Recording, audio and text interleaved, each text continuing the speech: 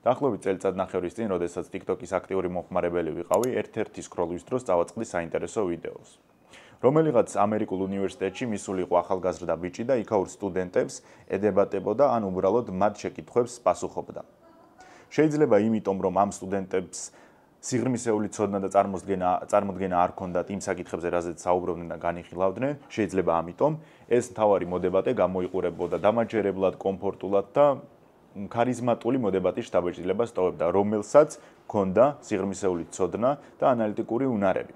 მერე გადავედი მის გვერდზე და მაშინ აღმოაჩინე, რომ ეს ბიჭი არის ჩარლი კირკი. ის ასე დადიოდა სხვადასხვა უნივერსიტეტებში, ხვდებოდა იქაურ ახალგაზრდებს და მისი საუბრის ძირითადი თემები იყო აბორტი, ისრაელ-ჰამასის ომი, რუსეთ-უკრაინის ომი, ამერიკის შიდა პოლიტიკა და თითქმის ყველა ის თემა, რაზეც დგას თანამედროვე ამერიკული კონსერვატიზმი. ასე ცალკე კონკრეტულად კირკს არ ვეძებდი ხოლმე, თუმცა თუ ალგორითმი მის ვიდეოებს შემომთავაზებდა, ვეცნობოდი.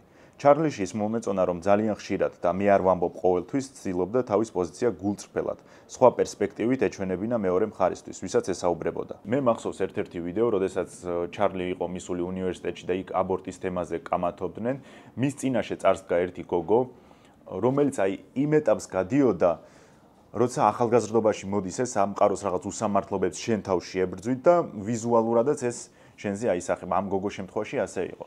კარგი ზრდილობიანი გოგო იყო, სხვათა შორის ის წარსდგა ჩარლის წინაშე არა იმ იდეით, რომ მხოლოდ თავის აზრს დაიცავდა ბოლომდე და ჩაყვებოდა, არა, პირიქით, ღია იყო, მზად იყო, რომ განსხვავებული აზრიც მოესმინა.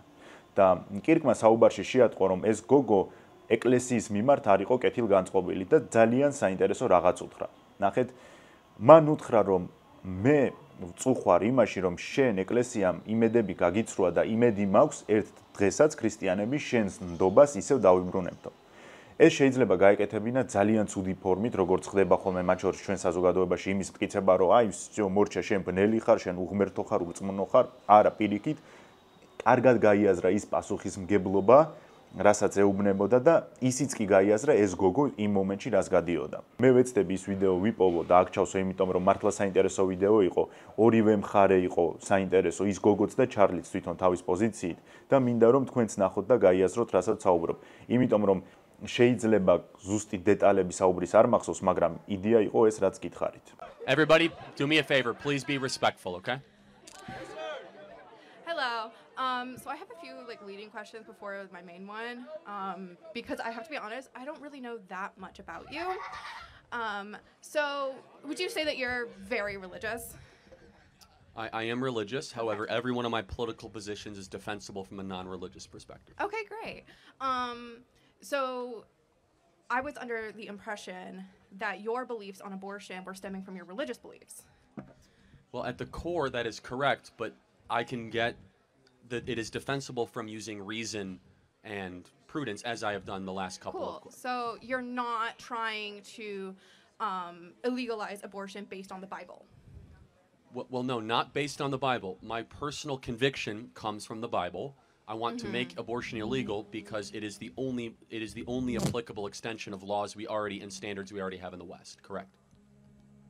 I'm sorry, can you maybe rephrase that? Eliminating abortion is the only logical step while we apply the standard we already have in this country to unborn life. So we have murder laws. Yes. Therefore, murder laws should apply to unborn life as it does to born life. Okay. So, again, reiterating, you're not trying to instate laws based on Christian beliefs because that would be unconstitutional, right? Well, again, sort of, but no, I am not using scripture to defend my beliefs. However, my personal convictions start with scripture, but the political views that we're talking about here are all defensible using reason and Western tradition. Okay. So, great.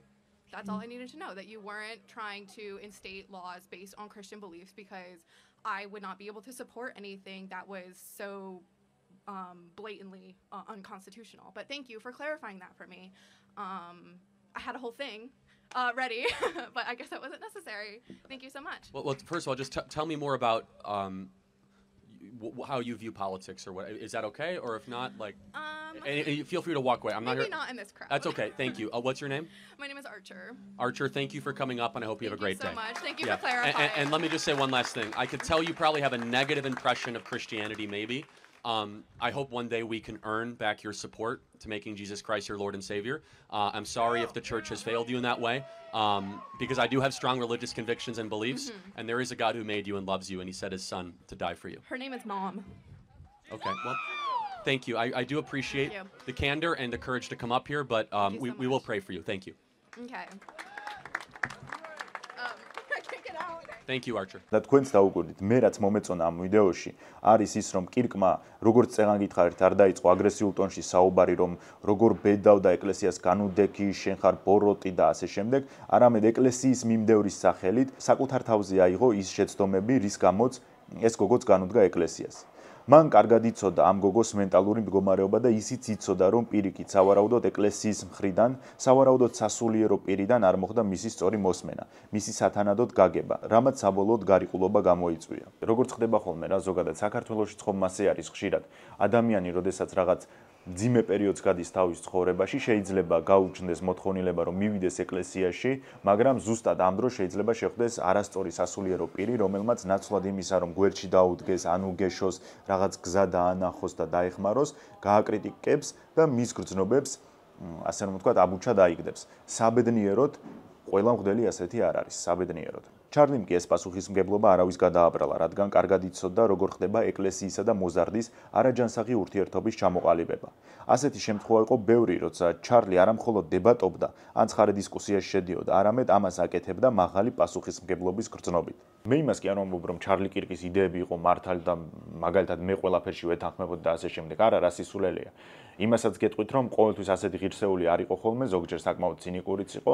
უბრალოდ იმის თქმა მინდა, რომ ამ ადამიანს ჰქონდა თავის მყარი ხედვები, იდეები, ფასეულობები, რაზეც ღიად და საჯაროდ საუბრობდა და რაც მთავარია, ყოველთვის მზად იყო იმისთვის, რომ კონტრარგუმენტები, განსხვავებული აზრი მოესმინა. პრინციპში თავის ცხოვრების ბოლო წლებში მხოლოდ ამას აკეთებდა ძირითადად, რომ დადიოდა ისეთ ადგილებში, სადაც ადამიანები სავარაუდოდ განსხვავებულად ფიქრობდნენ, მათ პირისპირ ჯდებოდა და ისმენდა მათ არგუმენტებს, ასევე უზიარებდა თავის ხედვებსაც. ახლა სანამ გავაგრძელებთ ვიდეოს, უბრალოდ ზოგადად მოგიყვებით, ვინ იყო ჩარლი კირკი. კირკი იყო ერთ-ერთი ყველაზე ცნობილი კონსერვატიული აქტივისტი, TikTok-ზე 8 მილიონი გამომწერი ყავდა, ხოლო YouTube-ზე 4 მილიონზე მეტი. მის ძირითადი კონტენტი იყო ის, რომ რაც უკვე გითხარით, დადიოდა სხვადასხვა უნივერსიტეტებში, მართავდა დებატებს, ან უბრალოდ შეხვედრებს განსხვავებული აზრის მქონე ადამიანებთან და შემდეგ საინტერესო მომენტებს თავის პლატფორმებზე აშუქებდა. 2012 წელს 18 წლის ასაკში მან შექმნა მოძრაობა TPUSA, რომელიც სტუდენტური ორგანიზაცია იყო და კონსერვატიული იდეებისა და ფასეულობების გავრცელებას ეწეოდა ამერიკის კოლეჯებსა და უნივერსიტეტებში. 2024 წლის არჩევნებში ტრამპის ამომრჩევლების მობილიზებით იყო დაკავებული და მათ შორის არიზონაში საკმაოდ დიდი როლი ითამაშა იმაში, რომ ტრამპს გაემარჯვა. აი, შეიძლება კონკრეტულად არიზონაში კირკის როლი იყო გადამწყვეტი. არჩევნების შემდეგ კირკი რეგულარულად ხვდებოდა თეთრ სახლში და დაახლოვდა პრეზიდენტის ადმინისტრაციის წევრებთანაც.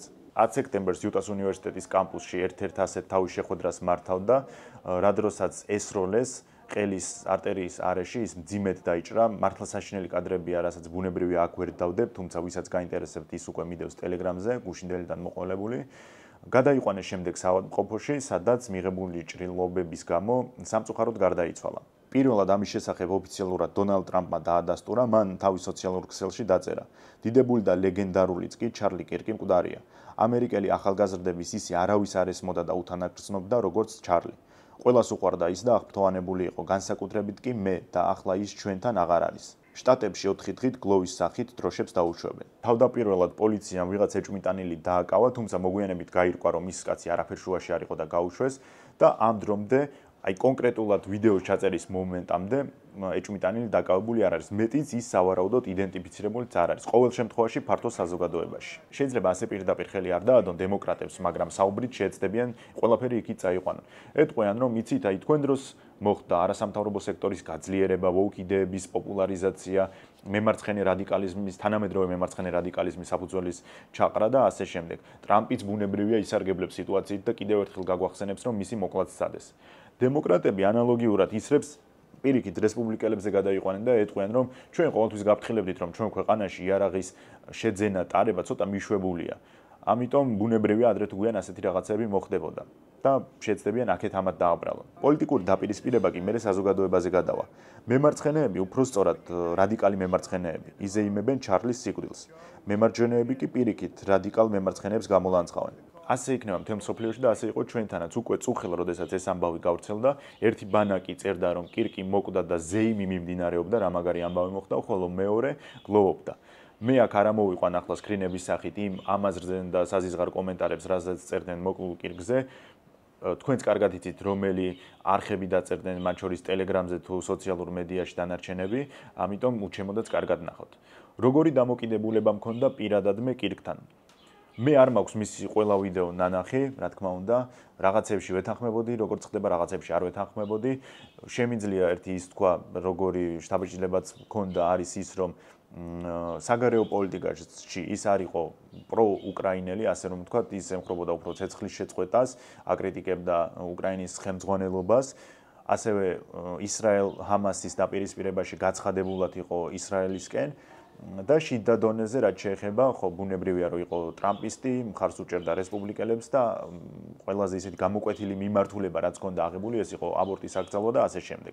კირკი იყო ის ტიპი, ვინც თავის მოსაზრებაზე სალაპარაკოდ და არგუმენტის გაცვლისთვის მზად იყო. კი, ბევრს არ მოსწონდა მისი პოზიცია უკრაინასთან დაკავშირებით, ღაზასთან დაკავშირებით, პალესტინასთან დაკავშირებით, მაგრამ ის ყოველთვის დაჯდებოდა და ახსნიდა, დაასაბუთებდა თავის არგუმენტებს, თავის მოსაზრებას. აი ამას იმიტომ ვლაპარაკობ, რომ ასე და ასე ვფიქრობ და ასევე რაც ყველაზე მთავარია, ხო, კონტრარგუმენტის მოსმენისთვის ყოველთვის ღია იყო. ახლა მოდით ერთი წამით. აი უბრალოდ შემოვატრიალოთ საკითხი. რამდენი ადამიანი იცით თქვენ გარშემო, ვინც პირობითად ვოუკიზმის ფანი არის და იმ იდეების და შეუძლია მშვიდ გარემოში კონსტრუქციული საუბარი აწარმოოს, მოისმინოს განსხვავებულად მოაზროვნე ადამიანის ხედვები, აცადოს, ბოლომდე დაალაპარაკოს, შემდეგ თავისი მოსაზრება გაუცვალოს და ასე შემდეგ. კი, ბუნებრივია იქნება ასეთებიც, მაგრამ იქნებიან თითზე ჩამოსასვლელები. დანარჩენი საკითხს უყურებს რადიკალურად. მე ვარ მართალი ჩემს მოსაზრებაში და მე არავის აზრი არ მაინტერესებს. შენ თუ არ იზიარებ ჩემას, მაშინ შენ ავტომატურად ხარ მტყუანი და დაგაკავშირებს კიდე რაღაც ბნელ ძალებთან. კირკი პირიქით ამ მიმართულებით მაღალ კულტურულ მზაობას აჩვენებდა და საქმითაც ადასტურებდა. რატომ ზეიმობენ ჩვენთან საქართველოში ადამიანები კირკის მოკლას? იმიტომ რომ ის არ იზიარებდა ვიღაცების აზრს. ანუ ადამიანებს უხარიათ სხვა ადამიანის მოკლა იმიტომ რომ ის მოკლული არ იზიარებდა ამათ შეხედულებებს. მაინც და მაინც მხოლოდ ის უნდა ელაპარაკო და იმაზე უნდა მოუყვე, რაც მათ სიამოვნებთ. და წარმოიდგინეთ, აი ჩვენ ვერ გადავლახეთ ვერ მივიღეთ ჩვენ თავში ერთი მარტივი მოცემულობა, რომ ის რომ რუსეთი არის ჩვენი მტერი და რუსეთი არის უკრაინის მტერი, ეს იმას არ ნიშნავს, რომ ამერიკაში ზუსტად ასე ფიქრობენ. უბრალოდ ეს იმას არ ნიშნავს, რომ ამერიკაში ვალდებული არიან ასე იფიქრონ ზუსტად ერთ-ერთში. თუ სომხეთი და აზერბაიჯანი ერთმანეთში ომობენ, არც სომხებს და არც აზერბაიჯანელებს არ უნდა გქონდეთ იმის მოლოდინი, რომ საქართველოს მოსახლეობა ვალდებულია, ან ერთისკენ იყოს, ან მეორისკენ. ჩვენი საქმე გვაქვს ორივესთან, ჩვენ სარგებელს ვიღებთ ორივე ქვეყნისგან და ინდივიდუალურ დონეზეც ჩვენი გადასაწყვეტია ვისკენ ვიქნებით და ვისკენ არა. ასე ფიქრობდა ჩარლი კირკიც და ამბობდა, რომ რუსეთ-უკრაინის ომის შეჩერებით ამერიკა უფრო მეტ ბენეფიტს მიიღებს, ვიდრე ამ ომის გაგრძელებით. ანუ ტიპი თავის ქვეყნის პერსპექტივიდან უყურებს საკითხს და ვიღაც მურთაზიკო 593 საქართველოსდან ჭუას ასწავლის იქ ამერიკელ ტიპს მისი ქვეყნისთვის რა არის უმჯობესი. ზოგადად განსხვავებული აზრის ბულინგის ნორმალიზება არ უნდა ხდებოდეს. თუ ადამიანი რაღაცას თავისებურად უყურებს და ამას რაციონალურად გიხსნის და გისაბუთებს, რომც არ ვეთანხმებოდეთ, მინიმუმ მოსმენის კულტურა ხომ უნდა გქონდეს. აი ამას წინ რა უდგას. რანაირად შეიძლება ადამიანს არ ქონდეს აზრის გამოხატვის უფლება. თუ ამერიკელი ჩარლი კირკი ამბობს იმას, რომ ზელენსკი არის CIA-ის აგენტი, ამით რა იცვლება? ხო? ეს ხომ მაქსიმუმ არის ჩარლი კირკის და მისი მიმდევრების აზრი. ამით ხო არსებითად არაფერი იცვლება. აი საქართველოში ვიღაცისთვის რა იცვლება ამით? ერთმა მაქსიმუმ თქვას, რომ აი ვიღაც ჩარლი კირკმაც ეს თქვა და მეორემ რომ აი დახმარებას უჩერებენ, იმიტომ რომ ჩარლი კირკმა ეს თქვა. ეს ხო სისულელეა. ეს არის ჩარლი კირკის და მაქსიმუმ მისი მიმდევრების აზრი, რომელიც არაფერს წყვეტს და არაფერს ნიშნავს. შეიძლება ბევრი ვერ ამჩნევს, აი მართლა ვერ ამჩნევს განსხვავებული აზრის დაბალმა მიმღებლობამ, როგორი დისტანცია გააჩინა საზოგადოებაში. ამ შემთხვევაში საქართველოს გულისხმობ. ადამიანებს შორის გაჩნდა ეს დისტანცია, მეგობრებს შორის გაჩნდა, მეცაც გეტყვით, ოჯახებს შორისაც კი გაჩნდა ეს, ან ერთი ოჯახის წევრებს შორისაც კი გაჩნდა ეს უფსკრული. დააკვირდით თქვენ თავს.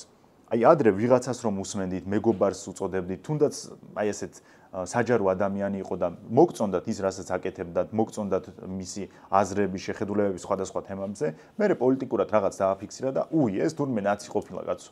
ამას ამდენი ხანი უსმენდი და აგერ თურმე ქოცი აღმოჩნდა. და ასე შემდეგ. სიმართლე აბსოლუტური ვერასდროს ვერ იქნება, ვერასდროს, ვერავინ ვერ გეტყვით სიმართლეს რა არის, ვერავინ ვერ გეტყვით რა არის სიმართლე. მეც როცა ვიდეოს ვდებ და პირობითად ვიდეოს აქვს 1000 ნახვა, საერთოდ არ მაქვს იმის მოლოდინი და ამბიცია და მოთხოვნილება, რომ 1000-ივე უნდა მეთანხმებოდნენ. ღმერთმა დამიფაროს, რომ ასეთი მიდგომით უყურებდეს საკითხს. მე ძალიან კარგად ვიცი, რომ ჩემი მაყურებელი, რომელიც მე მიყურებს, ხო? წლები შეიძლება მიყურებს, ის საერთოდ არ მეთანხმება მე და არის ისეთი ვიდეოები, რომ ეს აზრები იმდენად განსხვავდება ჩემი და ჩემი მაყურებლის, რომ საერთოდ ახლოს არ ჩაგვიძლია ერთმანეთთან, მაგრამ ის ბოლომდე უყურებს, ის იზიარებს რაღაც შეხედულებებს, ის ზუსტად იმიტომ რთავს ვიდეოს, რომ რაღაც განსხვავებული გაიგოს ჩემიდან და მე იმიტომ ვკითხულობ მის კომენტარს, რომ რაღაც განსხვავებულად დავინახო. ახლა არ ვსაუბრობ იმ უმცირესობაზე, გიჟები რომ არიან და სიტყვის კონტროლი არ შეუძლია და ემოციის კონტროლი და აზრს ვერ გადმოსცემენ სწორედ, მაგრამ ზოგადად იმას ვამბობ, რომ მე და ჩემი აუდიტორია, მე ჩემ აუდიტორიასთან ვცდილობ და აუდიტორია ჩემთან ცდილობს, რომ ეს განსხვავებული აზრი, რაც იქნება, ერთმანეთს მართლა ისე გულწრფელად და ადამიანურად დავანახოთ, რომ მე ასე ვუყურებ და აბა შენ ასე რას ფიქრობ ამასთან დაკავშირებით და მე მევეუბნები, რომ ვიდეოს თუ ტელეგრამის დახმარებით, რომ მე ასე ვხედავ ამ საკითხს და თქვენ როგორ უყურებთ, მეთანხმებით, არ მეთანხმებით, ამაზე ვიმშელებ და ასე შემდეგ. ეს არის და ეს. რაღაცები არის გასამიჯნი, რა უნდა მოგწონდეს და რა არა. ანუ აბსურდის ნორმალიზება არ უნდა ხდებოდეს. და ხო, სულ იმას ვამბობ, რომ არის პროტესტის რაღაც ფორმა, რაც არ მომწონს. არ მომწონს, როცა ადამიანი მეორე ადამიანს წამოაძახებს, რომ შენ კი ბოგაქვს და მაინც უნდა მოკვდე. ეს არ მომწონს და ყოველთვის ვამბობ ხოლმე ამას, მაგრამ არც ის მომწონს, როცა ვიღაც ქალს ურტყამს და მეორე დღეს ხელისუფალი ამბობს, ეგ ქალი კი არა, ქაჯიაო, სადხედავთ ქალსო. ანუ იდეა რა არის? ცემონ ისევ ქალი იქნება თუ კაცი, მაგასაც არ აქვს ახლა არსებითი მნიშვნელობა.